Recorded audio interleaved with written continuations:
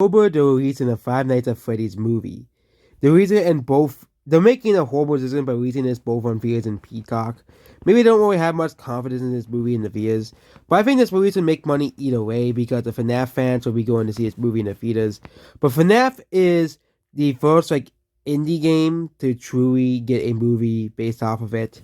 I know they made a Cuphead cartoon, but that isn't a movie; it's a TV show.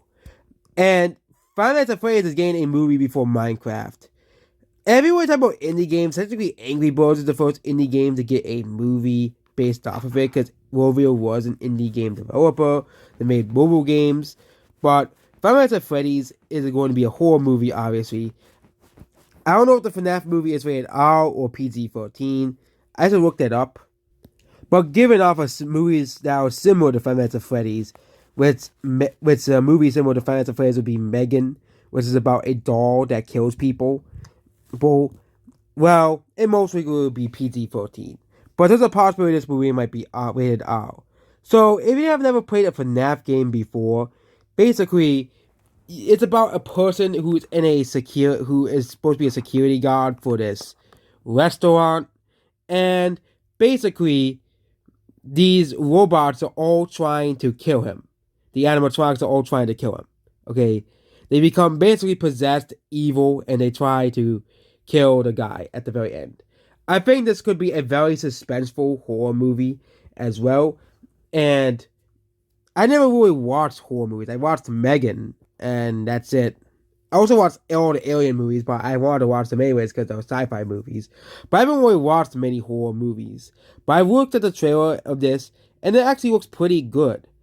It doesn't look mediocre, bland, or boring, or generic. It genuinely looks like the creators of this movie love the franchise and want to make a movie that celebrates the series and wants to make it like FNAF. The only issue I have is the FNAF characters having glowing red eyes, which is not like in the original Five Nights at Freddy's video game as well. But basically, the whole thing is the security guy is basically stuck down, basically fending for himself at the Five Nights at Freddy's as well. He's stuck down, and it's just so. And this movie shows that indie games have gone a long way. There used to be games that nobody plays. And still there's some of the A games that nobody plays. But you still have the big indie games. You have big and small indie games. And being a big fish in a large pond is pretty good. Because there's so many indie games nowadays that you can't really play them all. So being a big fish in a massive pond, is pretty big. Okay? Especially indie horror. Especially because indie horror has gotten way worse with stuff like, Huggy Wuggy or something like that. I remember I used to make fun of Five Nights at Freddy's all the time because of the fan base of Five Nights at Freddy's.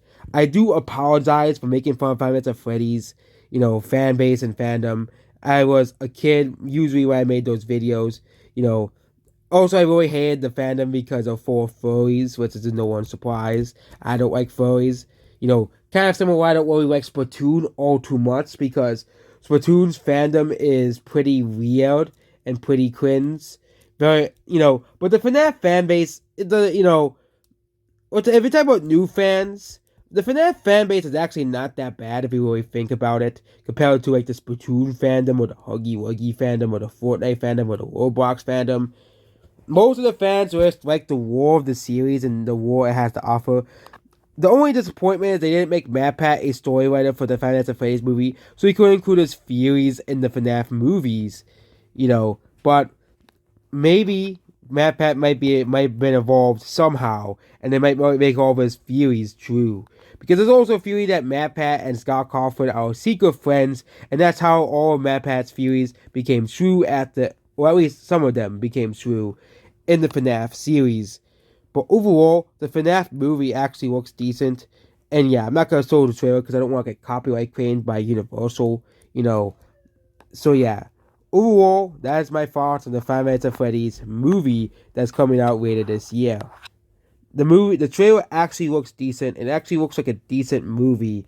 It seems that video game movies are on the rise, as other genres such as superhero movies are on the decline. There's a potential this movie might become one of the highest grossing horror movies in America, period, even though they're releasing it Even after Halloween's over, I think this movie's still gonna make money because of how big the FNAF fandom is and how popular this series was.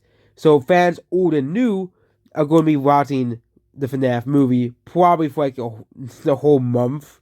Whereas it's problem for movies like the Marvels and Dune Part 2 and the Hunger Games and Risk, where it's all movies are competing with the FNAF movie. I think the FNAF movie might have huge opening, you know, way higher than to expected, like the Mario movie as well. Because nobody uses Peacock anyways, so most people are going to be seeing this movie in the theaters. Goodbye.